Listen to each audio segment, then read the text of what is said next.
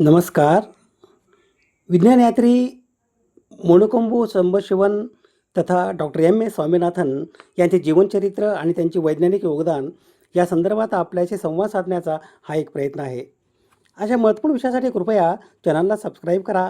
आपली मते आणि सूचना कमेंट बॉक्समध्ये लिहा.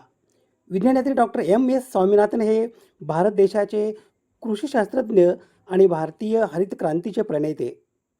त्यांनी कृषी क्षेत्रातील संशोधनासाठी एम एस स्वामीनाथन रिसर्च फाउंडेशनची स्थापना केलेली आहे. मोनकोंबू सांबशिवन स्वामीनाथन तथा एम एस स्वामीनाथन यांचा जन्म दिनांक 7 ऑगस्ट 1925 रोजी भारताच्या तामिळनाडू राज्यातील कुंभकोणम येथे झाला. त्यांचे वडील डॉक्टर होते. ते गांधीवादी व स्वदेशीचे पुरस्कर्ते होते. त्यांच्या विचारांचा स्वामीनाथन यांच्यावर चांगला परिणाम झाला. वडिलांप्रमाणे तेही डॉक्टरी शिक्षणाकडे वळले.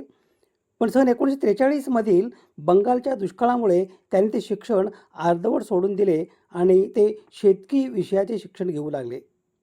केरळमधील महाराजस कॉलेज येथून कृषी क्षेत्रातील पदवी त्यांनी घेतली. गांधी आणि रमण महर्षी यांचा त्यांच्या जीवनावर प्रभाव होता. त्यांच्या कुटुंबाच्या मालकीचा 2000 एकरपैकी 1/3 त्यांनी विनोबा भावे यांच्या भूदान या संदर्भातील समाजसेवेसाठी दान केले. स्वामी विवेकानंदांच्या तत्त्वज्ञानाचा स्वामीनाथन यांच्यावर पगडा होता. कृषी क्षेत्रातील काम करावयाचे नक्की झाल्यावर स्वामीनाथन यांनी मद्रास कृषी महाविद्यालयातून आणखी एक पदवी घेतली. सन 1947 साली ते दिल्लीच्या इंडियन ॲग्रिकल्चरल रिसर्च इन्स्टिट्यूटमध्ये पदव्युत्तर शिक्षणासाठी रवाना झाले. सन 1949 विशेष प्रावीण्यासह त्यांनी कृषी शास्त्राची पदवी प्राप्त केली. युनियन पब्लिक सर्व्हिसची परीक्षा देऊन ते भारतीय पोलीस सेवेसाठी पात्र ठरले. मात्र त्यांनी पोलीस ऑफिसर न होता कृषी क्षेत्रात संशोधन करावयाचे ठरवले. नेदरलँडमधील बटाट्याच्या आनुवंशिक शास्त्राचा अभ्यास करण्यासाठी त्यांना मिळालेल्या शिष्यवृत्तीतून त्यांनी सन 1952 PhD पदवी पूर्ण केली आणि परदेशात विविध संधी असतानाही ते भारतात परतले. जगभरातील कृषी विद्यार्थ्याबरोबर त्यांनी कृषी संशोधनाबरोबर वनस्पतींची पैदास आणि नैसर्गिक साधन संपत्तीचे जतन या विषयावर काम केले. भारतीय गरीब शेतकऱ्यांच्या शेतात गव्हाचे, तांदळाचे उच्च उत्पन्न देणारे वाहन पेरून हरित क्रांती घडवून आणण्याचे श्रेय स्वामीनाथन यांनाच जाते. त्यांच्या प्रयत्नामुळे गहू, तांदूळ यांच्या उत्पादनात भारत स्वयंपूर्ण होऊ शकला. ऑक्टोबर 1987 स्वामीनाथन यांना प्रथम जागतिक अन्न पुरस्काराचा सादरीकरणाच्या निमित्ताने संयुक्त राष्ट्र संघटनेचे सरचिटणीस जावियर पेरेज डी कुएललर यांनी लिहिलेले डॉक्टर स्वामीनाथन हे एक जिवंत आख्यायिका आहेत.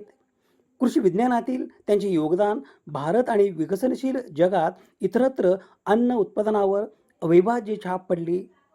कोणत्याही मानकानुसार तो दुर्मिळ भेद असणारा जागतिक वैज्ञानिक म्हणून इतिहासात जाईल. स्वामीनाथन यांचे संयुक्त राष्ट्र पर्यावरण कार्यक्रमात आर्थिक पर्यावरणशास्त्र जनक असे वर्णन केले गेले आहे. टाईम मासिकाच्या सन 1999च्या 20व्या शतकातील 20 सर्वात प्रभावशाली आशियाई लोकांच्या यादीमध्ये भारतातील 3 स्वामीनाथन हे एक होते. इतर 2 म्हणजे महात्मा गांधी आणि रवींद्रनाथ टागोर.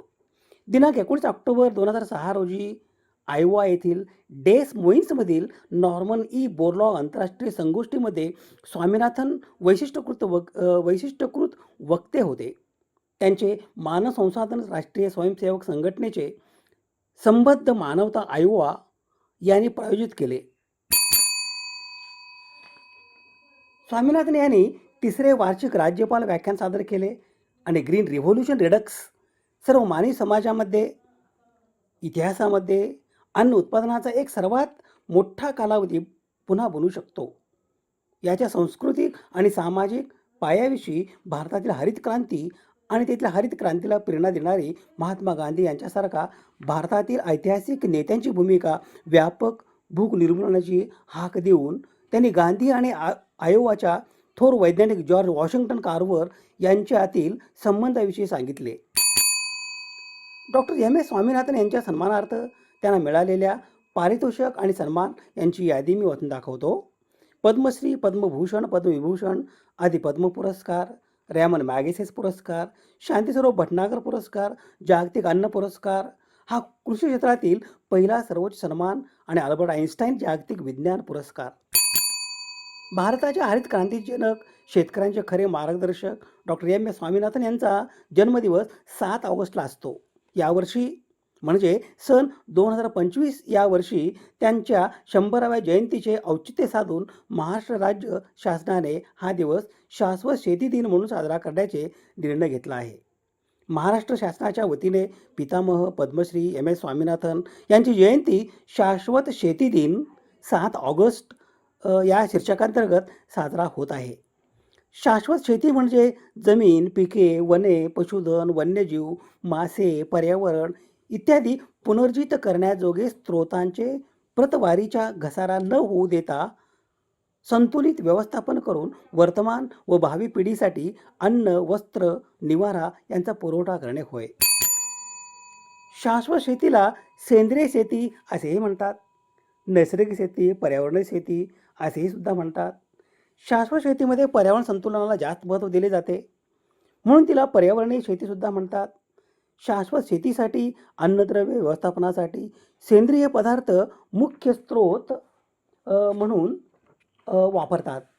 शाश्वत शेतीचा मूलमंत्र देत जगविख्यात कृषीतज्ञ पद्मश्री मोनकंबू संबशिवन स्वामीनाथन तथा एम एस स्वामीनाथन यांनी शेती व शेतकरी यांच्या हितासाठी संदेश दिला. शाश्वत शेतीला सेंद्रिय शेती असेही म्हणले जाते. भावी पिढीला आवश्यक असणाऱ्या मूलभूत स्रोतांना कोणत्याही प्रकारची हानी पोहोचू न देता वर्तमान पिढीच्या गरजा भागवण्यासाठी अवलंबित आलेली शेतीची पद्धत म्हणजेच सेंद्रिय शेती किंवा शाश्वत शेती होय. पर्यावरणाचे संतुलन राखणे हा शाश्वत शेतीचा महत्त्वाचा फायदा आहे. शाश्वत शेतीसाठी पीक उत्पादन खर्च कमी असतो. शुद्ध पर्यावरण आणि कोणती हानिकारक अवशेष नसलेले अन्न उत्पादन शाश्वत शेतीद्वारे दिले जाते. निव्वळ सामाजिक नफा जो असतो तो शाश्वत शेती पद्धतीत वाढतो. प्रतिकूल हवामान व बाजारभावामुळे होणारे नुकसान शाश्वत शेतीद्वारे टाळता येऊ शकते. शाश्वत शेती पद्धत अवलंबण्यासाठी पाणलोट क्षेत्र व्यवस्थापन, एकात्मिक अन्नद्रव्य व्यवस्थापन, कार्यक्षम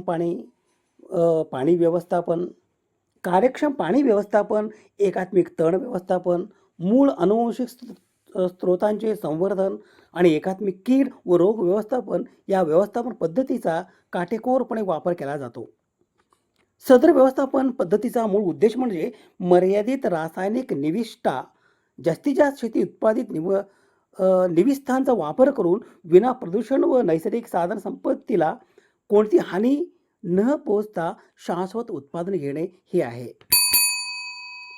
M S Swaminathan research foundation MSSRF ही चेन्नई, भारत येथे स्थित एक ना नफा ना तोटा अशा स्वरूपाची NGO म्हणजे नॅशनल गव्हर्नमेंट ऑर्गनायझेशन आहे. भारताचे हरित क्रांती जनक डॉक्टर एम एस स्वामीनाथन यांनी सन 1987 मधील पहिल्या जागतिक अन्न पुरस्काराच्या पैशातून सन 1988 मध्ये शाश्वत ग्रामीण आणि कृषी विकासासाठी विज्ञान तंत्रज्ञानाचा वापर करण्यासाठी या संस्थेची स्थापना केली. शाश्वत शेती, ग्रामीण विकास, अन्न सुरक्षा, महिला सक्षमीकरण हे या संस्थेचे मुख्य उद्दिष्टे आहेत. डॉक्टर मोनकोंबू सांबशिवन तथा डॉक्टर एम एस स्वामीनाथन हे भारतातील हरित क्रांती जनक म्हणून ओळखले जाणारे महान कृषी शास्त्रज्ञ होते. सन 1960च्या दशकात त्यांनी गव्हाचे उच्च उत्पादन देणारे वाण भारतात आणून देशाला अन्नधान्यात स्वयंपूर्ण केले. कोईमतूर येथे आणि भारतीय कृषी संशोधन संस्था IARI येथे अनुक्रमे कृषी विषयातील पदवी आणि अनुशास्त्र विषयात पदव्युत्तर शिक्षण पूर्ण झाले. सन 1960च्या दशकात अमेरिकन शास्त्रज्ञ नॉर्मन बोरलॉग यांच्या सहकार्याने गहू आणि तांदूळ यांचे संकरित आणि जास्त उत्पन्न देणारे वाण भारतात रुजवले. त्यांनी भारतीय कृषी संशोधन परिषद ICARचे महासंचालक आणि आंतरराष्ट्रीय तांदूळ संशोधन संस्था IRRI चे प्रतिबंधक म्हणून काम पाहिले. कृषी संशोधनासाठी त्यांनी MS स्वामीनाथन रिसर्च फाउंडेशनची स्थापना केली. शेतकऱ्यांच्या समस्या सोडवण्यासाठी सन 2004मध्ये स्थापन केलेल्या राष्ट्रीय शेतकरी आयोगाचे, स्वामीनाथन आयोगाचे ते अध्यक्ष होते. त्यांना शांततेचा पहिला जागतिक अन्न पुरस्कार आणि मॅगसेसे पुरस्कार मिळाले. भारत सरकारने डॉक्टर एम एस स्वामीनाथन यांना पद्मश्री, पद्मभूषण आणि पद्मविभूषण या सर्वोच्च नागरी पुरस्कारांनी सन्मानित केले. स्वामीनाथन यांचे चेन्नई येथील त्यांच्या घरी दिनांक 28 सप्टेंबर 2023 रोजी वयाच्या 98व्या वर्षी निधन झाले. विज्ञानयात्री मोडकोंबू सांबशिवन तथा डॉक्टर एम एस स्वामीनाथन यांच्या स्मृतीस विनम्र अभिवादन. स्रोत संदर्भासाठी ही यादी आहे. समाजहिताच्या एखाद्या वैज्ञानिक विषयासंदर्भात प्रबोधन करणे, जागतिक समस्यांचे निराकरण करण्यासाठी सामाजिक इच्छा आणि संसाधन एकत्रित करणे आणि मानवतेच्या यशाचा उत्सव बळकट करणे यासाठी सुवर्ण संधी म्हणजे सामाजिक आणि वैज्ञानिक सण आणि उत्सव. अशा महत्त्वपूर्ण विषयासाठी कृपया चॅनलला सबस्क्राईब करा. आपली मते आणि सूचना कमेंट बॉक्समध्ये लिहा. विज्ञाननिष्ठा ही जीवननिष्ठा. धन्यवाद.